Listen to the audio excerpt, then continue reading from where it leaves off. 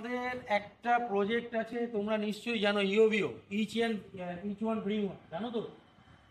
Each one bring one হচ্ছে গিয়ে যে তোমরা এসছো কাজে, তোমরা ছেলেদেরকে নিয়ে আসবে কাজে, ঠিক আছে? কারণ তোমাদের মাধ্যমে কোম্পানি বড় হয়েছে এতদিন পর্যন্ত। এই যে কোম্পানি এত বড় হয়েছে, তোমরা কাজে এসছো, তোমাদের হাত থেকেই কিন্তু ছেলেরা এসছে, তারপরে কিন্তু আমরা সাইডে ডিপ্লয়মেন্ট করতে পেরেছি, ঠিক আছে?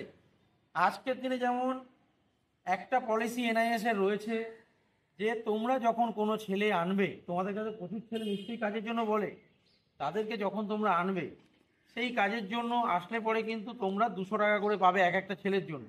এটা তৌশিক রিসেন্ট, তৌশিক একটা ছেলে দিয়েছিল। কাকে নিয়েছিল তৌশিক তুই? ওকে, রূপককে কি মার্লিনে আছে, যাই হোক, ওই ছেলেটাকে দিয়েছিল, ও কিন্তু পরের মাসে 200 টাকা পেয়ে গেছে, ঠিক আছে? প্রথম কথা এইটা হচ্ছে তোমাদের একটা এক্সট্রা বেনিফিট। সেকেন্ড কথা হচ্ছে গিয়ে কোম্পানি তোমাদের ওপরে ডিপেন্ড করে, ঠিক আছে? যে এই কোম্পানি কিন্তু আমরা কেউ বড় করিনি, হ্যাঁ আমরা করি, নিশ্চয়ই আছি আমরা, কিন্তু তোমরা কিন্তু কোম্পানির শেকড়, ঠিক আছে? তোমাদের তোমাদের যতটা তোমরা শক্ত থাকবে, ততটা কিন্তু গাছে, আমাদের কোম্পানির নামের যে গাছটা আছে, গাছটা ততটা শক্ত হয়ে বড় হবে, ঠিক আছে?